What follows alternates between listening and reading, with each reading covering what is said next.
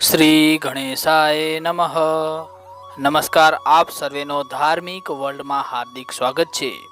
આપણી સનાતન હિન્દુ સંસ્કૃતિમાં વ્રત તહેવારોનો અનેરો મહિમા વર્ણવવામાં આવ્યો છે અને આપણી સંસ્કૃતિમાં કરવામાં આવતા દરેક વ્રત કે પછી ઉજવવામાં આવતા તહેવાર પાછળ ધાર્મિક માન્યતાની સાથે વૈજ્ઞાનિક કારણ પણ સંકળાયેલ હોય છે અને તેની સાથે જ સંસ્કારની વાતો પણ સમજાવવામાં આવતી હોય છે.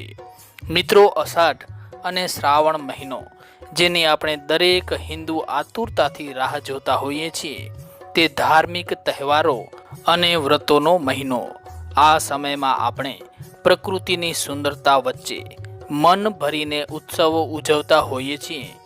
આપણી સનાતન હિન્દુ સંસ્કૃતિમાં દરેક ઋતુ મોસમને ધ્યાનમાં રાખીને વ્રત તહેવારો ઉજવવામાં આવતા હોય છે.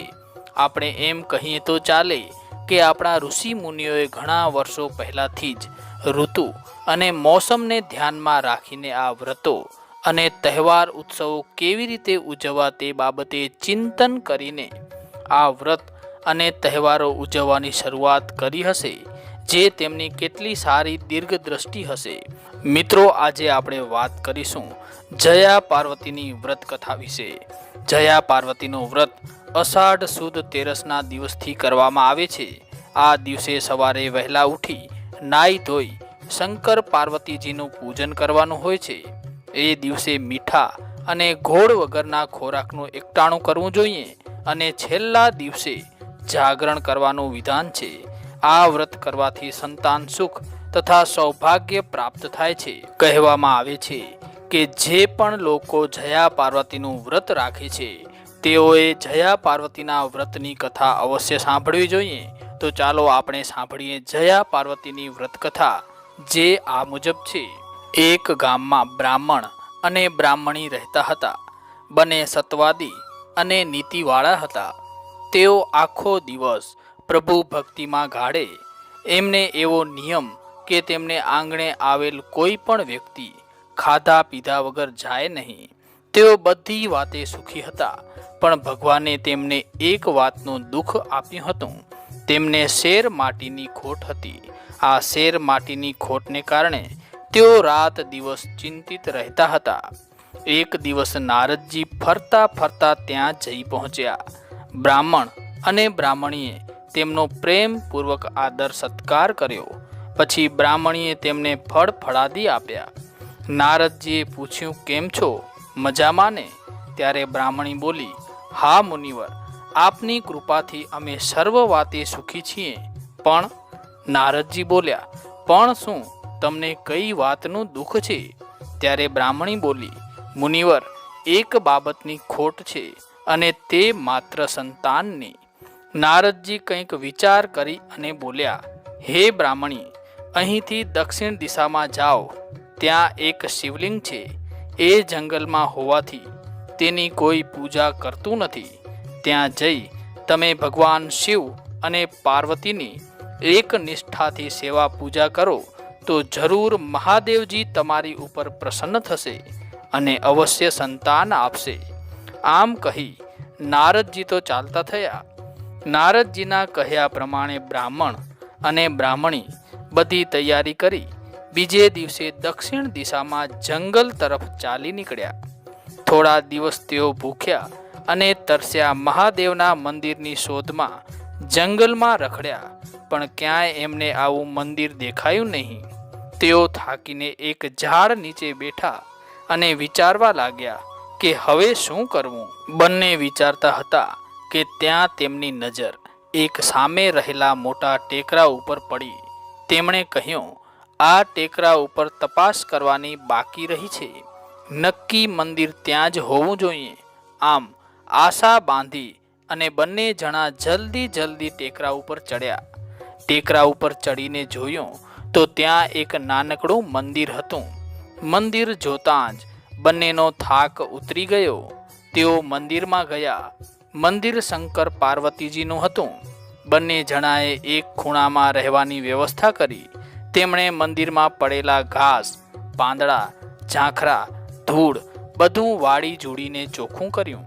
પછી સ્નાન કરી નદીમાંથી પાણી ભરી લઈ શિવ પાર્વતીજીને સ્નાન કરાવ્યું. મંદિર પાસે જ એક બીલીનું ઝાડ હતું. ત્યાંથી બીલીપત્રો લાવી શિવલિંગ ઉપર ચડાવ્યા. આમ બ્રાહ્મણ અને બ્રાહ્મણી નિયમિતપણે શિવ પાર્વતીજીની સેવા કરવા લાગ્યા. બીલીનું ઝાડ પાસે જ હોવાથી બ્રાહ્મણી હંમેશા બીલીપત્રો તોડી લાવતી, પણ ફૂલ માટે બ્રાહ્મણને દૂર જવું પડતું. આમ કરતાં 5 વર્ષ વીતી ગયા, પણ ભગવાન પ્રસન્ન થયા નહીં. એક દિવસ બ્રાહ્મણ ફૂલ લેવા ટેકરો ઉતરીને સવારનો જંગલમાં ગયો. સાંજ પડવા આવી, છતાં તે પાછો ફર્યો નહીં. એટલે બ્રાહ્મણીને ચિંતા થવા લાગી. તેના મનમાં અનેક પ્રકારની શંકા કુશંકાઓ પેદા થવા લાગી.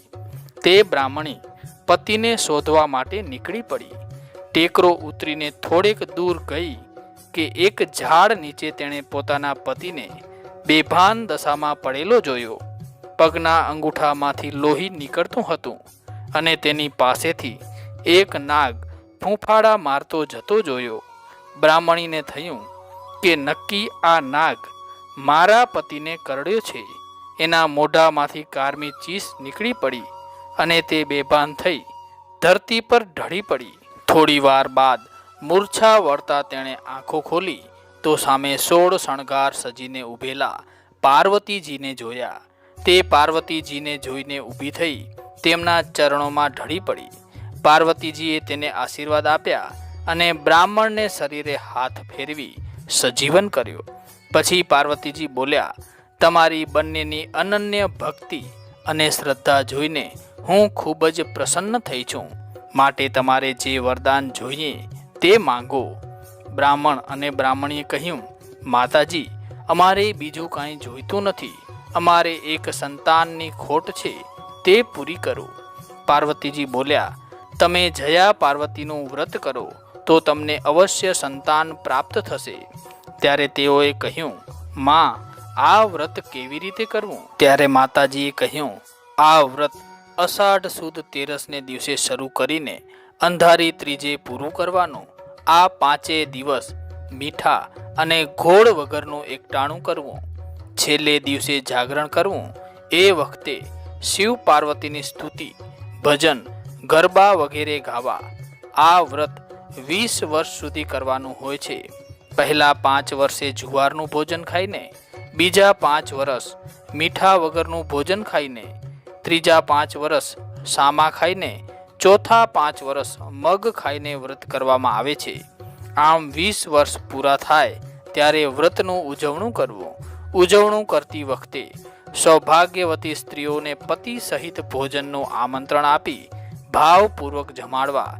પછી કુમકુમ, કાજળ ઇત્યાદિ સૌભાગ્ય દ્રવ્યો દાનમાં આપવા. આ પ્રમાણે વ્રત કરનારને સૌભાગ્ય પ્રાપ્ત થાય છે. પતિનો વિયોગ કદાપી ભોગવવો પડતો નથી. સંતાન સુખ પ્રાપ્ત થાય અને અખંડ સૌભાગ્યનો સુખ મળે છે. આમ કહી પાર્વતીજી અંતર ધ્યાન થઈ ગયા. બ્રાહ્મણ અને બ્રાહ્મણી રાજી થતાં પોતાના ઘેર પાછા ફર્યા. બીજે વર્ષે તેમણે જયા પાર્વતીનું વ્રત શરૂ કર્યું. થોડા વખતમાં તેમને ત્યાં દેવ જેવો દીકરો અવતર્યો.